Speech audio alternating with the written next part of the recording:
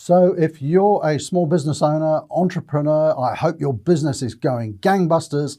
If you're smart, you've already got a virtual assistant helping you out so that you don't have to be working 80, 90 hours a week. You might be wondering, at what point do I need another one? I'm going to explain all of that coming right up.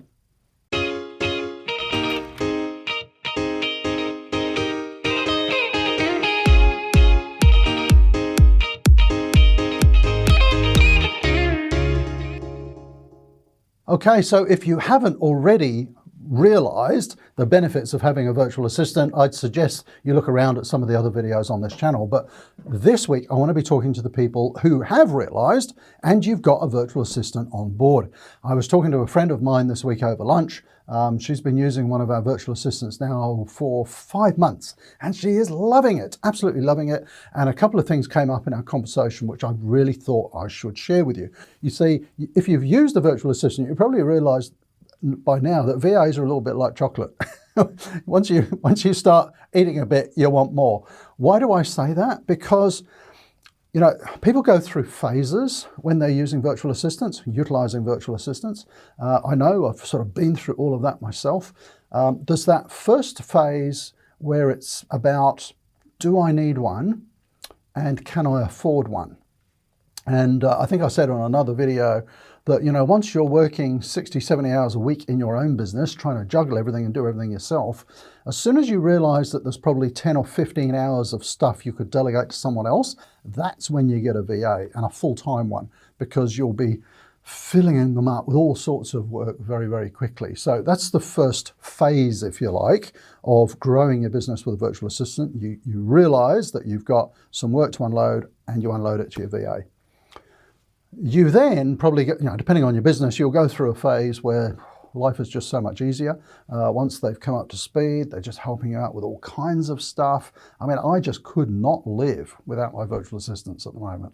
I'm just focused on service delivery to clients. I'm overseeing the marketing.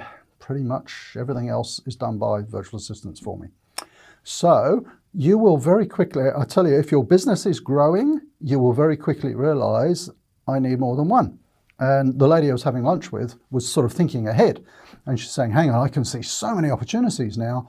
Now that I understand how I can utilize the services of a virtual assistant, I could actually be offering all kinds of other stuff to my clients. I could be offering done-for-you services and all kinds of stuff. I'll probably need 2 or 3 more. And I said, yeah, you probably will in time. Don't worry about that. As you need them, we've got them available and you can tap into those resources. But how do you kind of go through that growth phase? So what will happen is your virtual assistant will start to get really busy. Now you might be wondering, how do I know that they're really busy? Well, there's a couple of ways. Our virtual assistants at least send an end of day report every day. You can see what they've been working on. You've probably been talking to them each day. You know the tasks that are being allocated and how long it's taking for them to come back. You will get a very clear sense that they're starting to get a bit overloaded. For example, one of my video editors, I noticed he was starting to be late going home every day, half an hour, 45 minutes, and then stretching to an hour. And I'm saying, are you getting through stuff? Oh yeah, don't worry, I'll get through it. But then I spoke to one of the supervisors in the office and they said, look, he's struggling a little bit to try and get through it all. And then we had to sort of start thinking about putting extra resources in. So whatever your virtual assistant is doing, you will get that very strong sense of how busy they are. So like I say, certainly with our virtual assistants, you can talk to the supervisor, they'll know exactly how busy they are, but you can tell from your relationship with the VA and from the end of day reports how busy they are.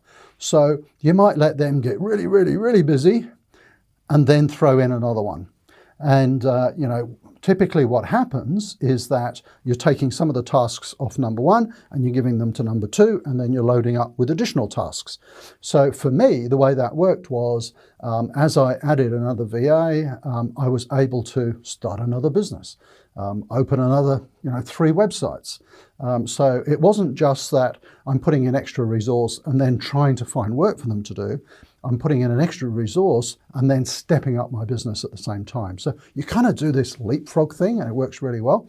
Now, the reason I wanted to mention this also is talking to my friend over lunch the other day.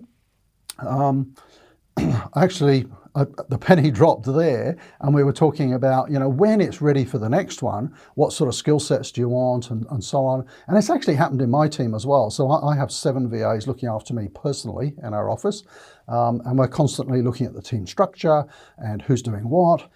One of the things that I'm always very careful about is making sure that I have backups for everything. And this is what I was talking to my friend about. So I said, look, what you might do is when the second one comes in, look at the most critical tasks and make sure they can both do them.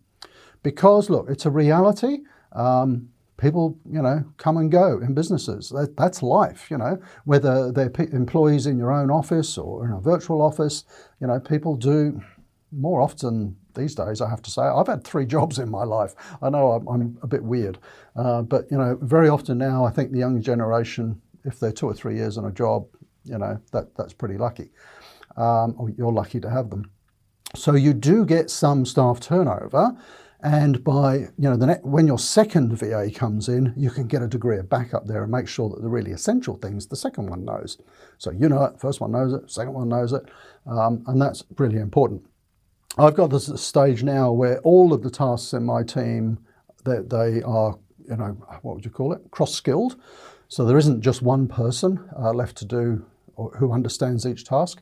And that's really important because I'm at the stage of virtual assistant support where I don't even know how they do it, you know, and you'll get there because I don't want to learn how to do web stuff. I don't want to learn how to do Facebook ads and LinkedIn ads. You know, they can learn it. They teach themselves. I'm just monitoring the outcomes. And so if someone was to leave, I can't really train them, you know, so I have to have someone in the team who can just step in and cover that. I mean, it's not a big drama if you've only got one because obviously, you know, we've got supervisors in the office, so don't start to panic if you've only got one at this point. And, you know, no one sort of leaves just at the drop of a hat. So we do handovers and so on if people were to leave. But that was just one of the sort of added benefits that I thought of, that you get this kind of backup. So yeah, when should you have your second VA? When the first one's really busy and when you're ready to step up in your business and actually start doing more. I talked about staff turnover. It's probably worth mentioning actually that in the BPO industry, business process outsourcing, staff turnover can be quite high. I think the average sort of stay for people in those big call centers is something like 18 months. Our staff turnover is really, really low at Virtual Done Well. And I think it's part of the culture. You know, it's a great working environment. People don't see it as a temporary job. They want to be there for a long time. You know, they're well looked after.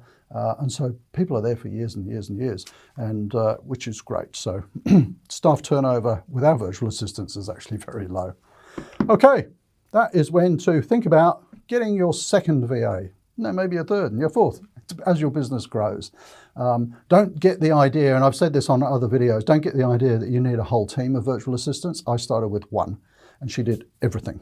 But I had one business, one website, one social media account or wherever it was, you know, and she was able to handle all of that. And then as my business grew, I put in more people. And then when I had more people, I was able to grow the business more, and it's a great sort of leapfrogging effect. Sorry, I waffled on a bit there, but a lot of people had asked me, how do I know when I need a second one? Now you know. If you have any questions about that, do put the questions in the comments below. I will answer all of those personally. And you know how this works.